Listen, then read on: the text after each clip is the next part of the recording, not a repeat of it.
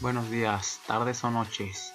El día de hoy vamos a retomar la materia de carreteras con el tema de drenaje artificial, que básicamente vamos a definir como drenaje artificial cualquier obra que podemos hacer para poder conducir el agua de nuestra carretera afuera de esta. Dentro del drenaje vamos a clasificar como superficial y subterráneo, dependiendo de si el agua escurre o no por las capas de la corteza terrestre.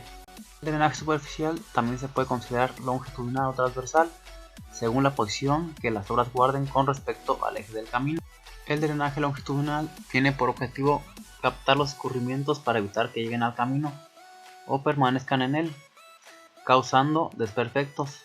De este tipo de drenaje son las cunetas, contracunetas, bordillos y canales de encauzamiento. Se llama drenaje longitudinal porque se sitúa más o menos paralelo al eje del camino. El drenaje transversal, por otra parte, da paso expedito al agua que cruza de un lado a otro del camino, o bien retira lo más pronto posible de la corona, como tubos, losas, cajones, bóvedas, lavaderos, vados, sifones invertidos, puentes y el bombeo en la corona. De acuerdo con la dimensión del claro de las obras de drenaje transversales, se ha convenido dividir el drenaje en mayor y menor. El drenaje mayor requiere de obras con un claro superior a 6 metros.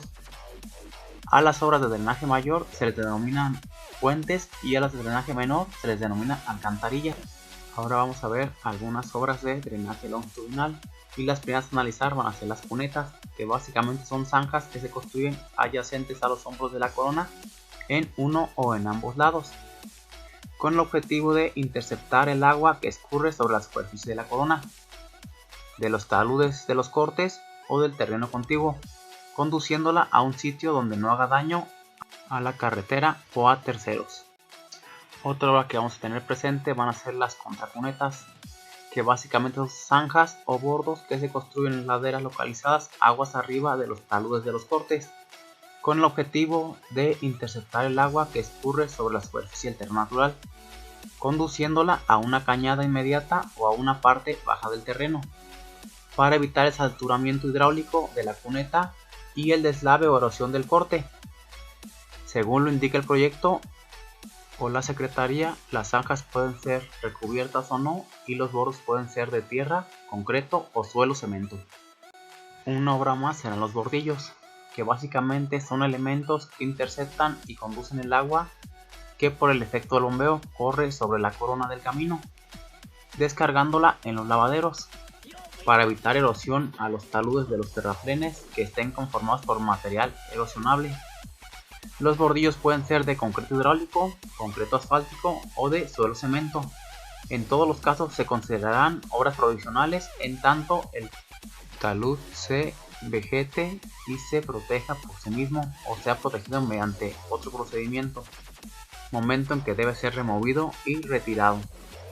Una obra más van a ser los canales de encauzamiento, básicamente en terrenos sensiblemente planos en los cuales el escurrimiento es de tipo torrencial y no existen cauces definidos. Es necesario construir canales que intercepten el agua antes de que ésta llegue al camino y la conduzca a sitios elegidos con anticipación, en los cuales se puede construir una obra transversal y efectuar el cruzamiento. Si el material extraído al hacer estos canales tiene la calidad adecuada, puede utilizarse en la construcción de los terraplenes. La pendiente del canal se proyecta con base en que la descarga se efectuará en el sitio preestablecido y se evitará construir canales de salida de gran longitud, entre otros factores. Un elemento más van a ser las alcantarillas, que pueden ser tubulares de concreto o de lámina corrugada. Las alcantarillas tubulares de concreto son estructuras rígidas que se construyen mediante tubos de concreto con o sin refuerzo, colocados sobre el terreno en una o varias líneas, para dar paso libre al agua de un lado a otro de la vialidad, según el terreno donde se construyan. Pueden ser en zanja con terraplén o en terraplén. Según su ubicación se clasifican en normal y esviajada. Por otra parte, las alcantarillas de lámina corrugada de acero son estructuras flexibles que se construyen mediante tubos o arcos de lámina corrugada de acero, formados por dos o más placas ensambladas y colocadas sobre el terreno en una o varias líneas, para dar paso libre al agua de un lado a otro de la vialidad. Según el terreno donde se construyan, pueden ser de zanja, en zanja con terraplén o en terraplén. Según su ubicación se clasifican en normales viajada. Según su geometría se clasifican en alcantarillas de tubo circular, tubo abovedado o de bóveda. Y según su modo de ensamble se clasifican en anidables y seccionables. Un tipo de obra más van a ser los tubos, que básicamente son alcantarillas de sección interior, usualmente circular, y que requieren un espesor de terraplén o un colchón mínimo de 0.60 metros para un mejor funcionamiento estructural. El material utilizado para este tipo de alcantarillas puede ser concreto reforzado o lámina ondulada. Otra obra más van a ser los cajones, que básicamente son estructuras de sección rectangular con paredes, techos y piso de concreto reforzado, cuya construcción requiere de cuidados especiales. Trabajan en conjunto como un marco rígido que absorbe el peso y el empuje del terraplén, la carga viva y la reacción del terreno. Tanto las losas como los muros son de sección delgada y de poco peso. Otra obra más van a ser las bóvedas, que son estructuras cuya sección transversal interior está formada por tres partes principales: el piso, dos paredes verticales, que son las caras interiores de los estribos, y sobre estas un arco circular de medio punto o rebajado, que es el interados de un arco estructural de sección variable con un mínimo de espesor en la clave. En general, las bóvedas se construyen con una mampostería de tercera y mortero cemento 1:5.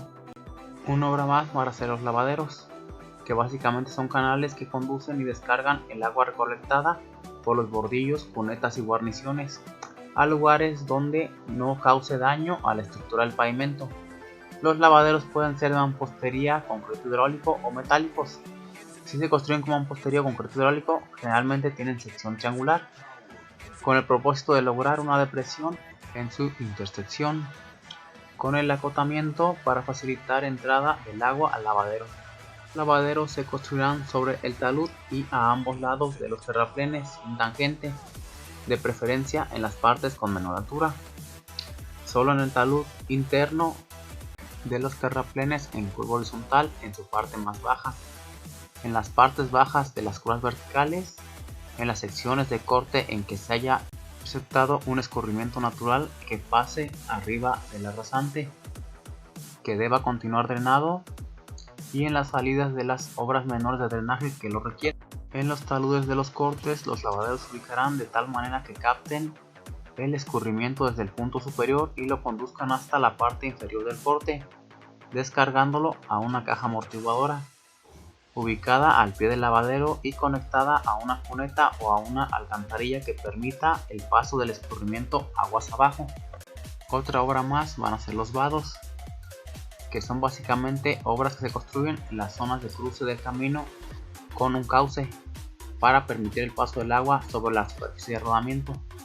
Según el régimen de la corriente, los vados pueden ser vados monolíticos, que son vados que se construyen a nivel del cauce cuando el arroyo por cruzar tiene escurrimiento solo durante la temporada de lluvias normales, y los puentes vado, que son los que se construyen mediante tubos o cajones de concreto hidráulico en cauces que presentan un gasto pequeño en forma permanente y funcionan como alcantarillas conservando seca la superficie de rodamiento hasta el momento en que el gasto excede la capacidad de los tubos, funcionando entonces como vado. Otra obra más a considerar van a ser los puentes, que básicamente sirven para cruzar arroyos o ríos con claros mayores a 6 metros. En general constan de apoyos extremos o estribos y de apoyos intermedios o pilas. Para el cálculo estructural, las alcantarillas se calculan con el 100% de la carga móvil que puedan caber en la obra, tomando el modelo del camión más pesado según lo especificado, o en su caso la carga de ferrocarril correspondiente. Y los puentes, en cambio, se calculan en carreteras con el 75% de la carga uniformemente repartida correspondiente a la máxima móvil, más un camión cargado al centro, y para ferrocarriles se tiene que ver el máximo de la carga rodante. Y para continuar tenemos el bombeo de la corona, que básicamente consiste en proporcionar a la corona del camino, ubicada en las tangentes del trazo horizontal, una pendiente transversal desde el centro del camino hasta los hombros. Su función es dar salida expedita al agua y evitar que caiga en la mayor posible a la superficie interna de las terracerías. En las curvas horizontales el camino se sobreleva en el hombro exterior con respecto al interior para contrarrestar la fuerza centrífuga. Dicha sobrelevación sirve para dar salida al agua que cae en estas partes del camino hacia el hombro izquierdo. En caminos rurales cuya corona únicamente es revestida, el bombeo puede ser de 4% como máximo. Sin embargo, para evitar la erosión en los terraplenes, en balcón y en la superficie de rodamiento, cuando la pendiente longitudinal sea fuerte, se dará a la corona una pendiente transversal continua hacia el lado del corte hasta del 15%. Y por último tenemos el subdrenaje o los subdrenes, que consiste en una red colectora de tuberías perforadas o ranuradas alojadas en zanjas para permitir la recolección del agua subterránea con el objeto de controlarla y retirarla, minimizando su efecto negativo en las capas estructurales del pavimento. Según su colocación, los subdrenes para carreteras se clasifican en subdrenes longitudinales, que son aquellos que se colocan paralelos al eje de la carretera, coincidentes en su alineamiento horizontal, y subdrenes transversales, que son aquellos que se construyen perpendiculares al eje del camino o esviejados.